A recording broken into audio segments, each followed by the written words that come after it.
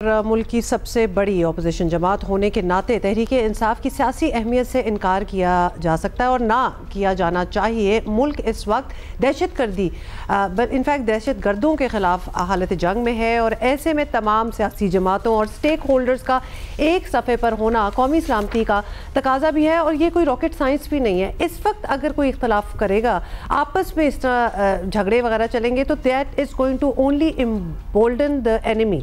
तो वो जो दहशतगर्द अनासर हैं वो तो एम्बोल्डन ही होंगे ऐसी चीज़ों से। तहरीक इंसाफ अगर आने वाले वक्त कौमी सलामती कमेटी के किसी इजलास का हिस्सा बनती है तो यकीनन इस फैसले के मुस्बत सियासी असरात भी होंगे। और अब देखना यह है कि कौमी मामलात में हिस्सा लेने की ख्वाहिश रखने वाली तहरीक इंसाफ को अडयाला से क्या हुक्म आता है, क्योंकि आखिरी हुक्म तो बानी PTI का ही चलेगा। आप पूछ रहे थे ना कि कैसे इन्होंने जसारत कर ली कि इन्होंने कुछ और कह दिया जो बानी ने नहीं कहा। थोड़ी थोड़ी वो पुशिंग द एनवेलप वाली बात हो रही है, थोड़ा थोड़ा करते हैं, क्योंकि at the end of the day बानी से जब वो बड़ा डिसाइसिव किस्म का फैसला आ जाता है कि येस और नो, फिर और कोई कुछ कर नहीं सकता। और उसके असरात तो आपने देख लिए हैं। अब ये सालसी की पेशकश हुई है पीपल्स पार्टी के चेयरमैन बिलावल भुट्टो जरदारी की तरफ से, तो क्या इरादा है हुकूमत का? राना सनाउल्लाह मुशीर हैं वज़ीर आज़म के सियासी उमूर के लिए। बहुत शुक्रिया राना साहब, आपने वक्त दिया अगेन। राना साहब, पीपल्स पार्टी को लगता है कि कौमी सलामती वाला इजलास फिर बुला लिया जाए। तहरीक इंसाफ एक अहम स्टेक होल्डर है, ज़ाहिर है ये तो है, उसे साथ रखना चाहिए। तो क्या हुकूमत इस पर संजीदगी से गौर कर रही है, करेगी गौर? जी, इसमें कोई हर्ज नहीं है। मैं बिलावल भुट्टो जरदारी साहब ने फरमाया कि PTI को दोबारा इस कोशिश में शामिल करने के लिए, ऑन बोर्ड करने के लिए जो है वो इजलास दोबारा बुलाया जाना चाहिए। तो मैं समझता हूँ कि अगर बिलावल भुट्टो जरदारी साहब बारे में PTI से कोई यकीन दहानी या कोई उनसे जो है वो कॉन्फ्रेंस उनकी ले लें कि वो शामिल होंगे, तो दोबारा बुलाए जाने में कोई हर्ज नहीं है।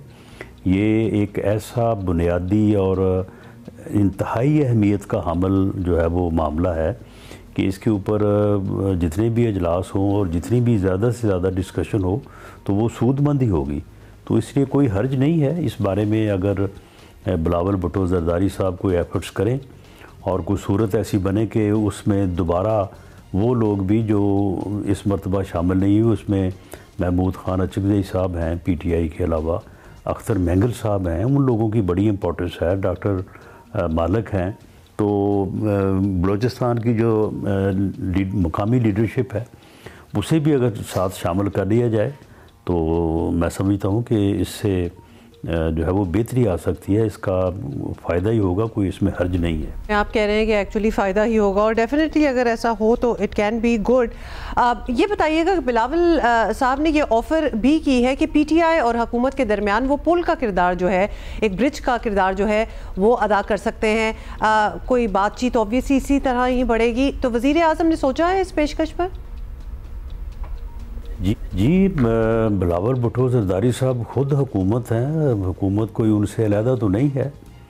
और अगर उनका राब्ता हो जाता है PTI से और वो मुज़ाकरात की या उनके साथ मिल बैठने की कोशिश में कामयाब हो जाते हैं तो हम समझेंगे कि वो हमारी कामयाबी है।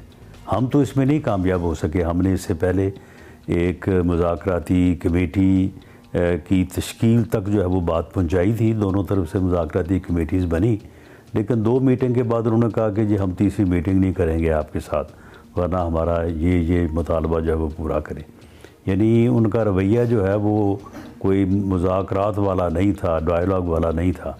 तो अगर बिलावल साहब इस बारे में कोई पेशरफ्त करें तो हम उसको वेलकम करेंगे, वज़ीर आज़म भी वेलकम करेंगे। वज़ीर आज़म भी वेलकम करेंगे बिलावल साहब की पेशकश को। अब बताइए कि तलाल चौधरी साहब ने ऑल्दो आप ही के बयान की एक वजाहत देते हुए कल ये बताया था कि इमरान खान की सिर्फ मुआफ़ी काफ़ी नहीं होगी, उन्हें सज़ा भी भुगतना पड़ेगी, फिर ही बात आगे चलेगी।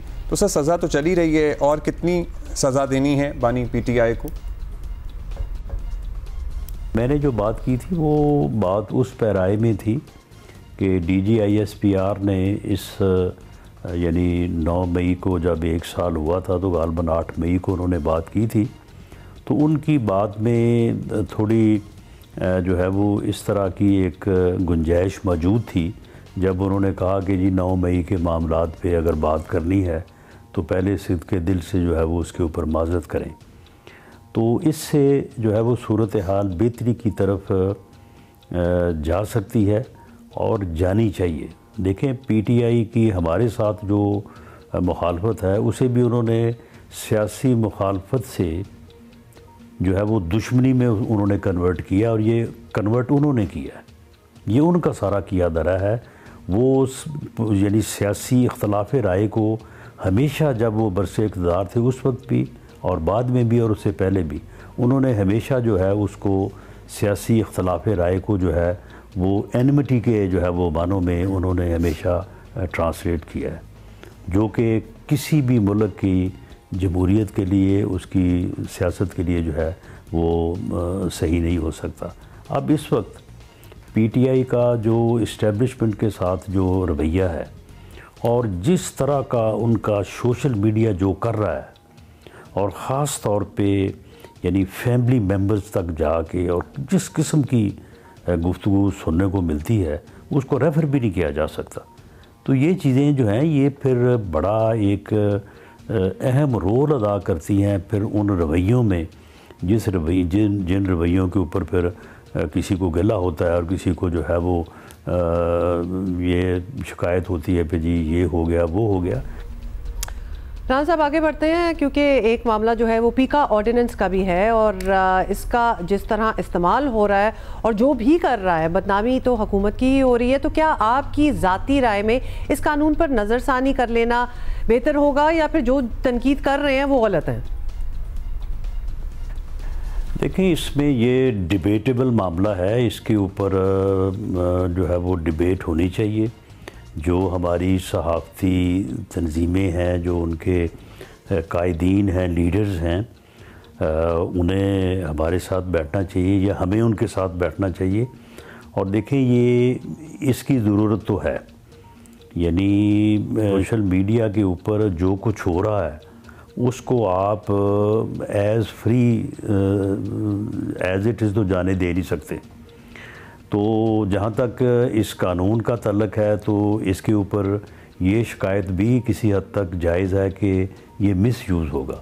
तो अब सूरत ये है कि इस कानून की ज़रूरत है, इस ज़रूरत को हमारे सहाफ़ी भाई भी समझते हैं, उनके जो लीडर्स हैं वो भी कहते हैं कि जी हम इस कानून के ख़िलाफ़ नहीं हैं, लेकिन इसमें बाज़ शिकें ऐसी हैं कि जो सहाफ़ियों के ख़िलाफ़ या उन लोगों के ख़िलाफ़ जो अज़हारे राय करते हैं, ना कि वो किसी को जो है वो यानी ट्रोलिंग या किसी को जो है वो किसी के ख़िलाफ़ जो है वो इस किस्म की काबिल एतराज़ गुफ्तगू या कैंपेन करते हैं।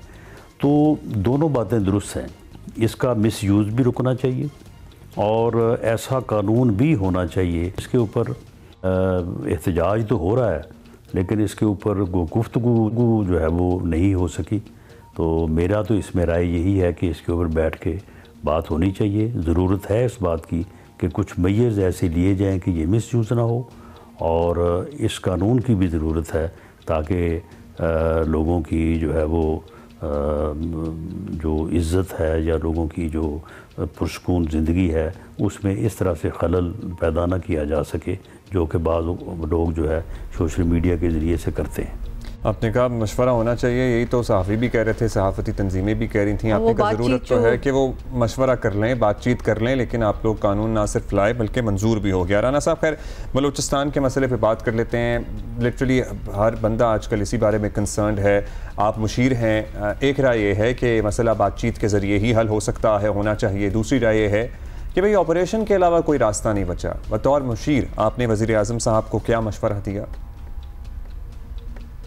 नहीं, देखिए, इसमें मीटिंग्स होती हैं, इसमें वज़ीर आज़म साहब की अपनी भी राय है, बाकी कैबिनेट के लोग भी जो है वो इसके ऊपर उनकी मुआवनत करते हैं और इसके ऊपर बात होती है। देखें, वहाँ पे वो लोग जिन्होंने हथियार उठाए हुए हैं, जो पहाड़ों में छुपे हुए हैं, जो सेफ़ हेवन जो हैं अफ़गानिस्तान में, वहाँ बैठ के तैयारियाँ करते हैं और वहाँ से आके यहाँ पे जो है वो लोगों को कत्ल करते हैं, बसों से उतार के लोगों के शनाख्ती कार्ड चेक करके लोगों को मारते हैं उनकी फैमिलीज़ के सामने। और जो ट्रेन अगवा की है, और वहाँ पे आप वो वीडियोज़ आपकी नज़र से गुजरी होगी किस तरह से जो है वो लोग अपनी ज़िंदगी की भीख मांग रहे हैं, और ये कितने सफाक और ज़ालिम है कि ये जो है वो बेगुनाह लोगों को, बेकसूर लोगों को, वो अपने घरों को आ रहे हैं तो उनको इन्होंने जो है वो किस बेदर्दी के साथ जो है उनको कत्ल किया, उनको शहीद किया। तो इनके साथ कौन से मुज़ाकरात? ये तो मुज़ाकरात की ज़बान समझते ही नहीं है, ना इनके साथ मुज़ाकरात हो सकते हैं। तो इसलिए ये चैप्टर तो मेरा नहीं ख्याल कि इसको डिस्कस भी होना चाहिए। इन लोगों के साथ तो कोई मुज़ाकरात नहीं होने चाहिए और इनके ख़िलाफ़ सख्त से सख्त ऑपरेशन होना चाहिए।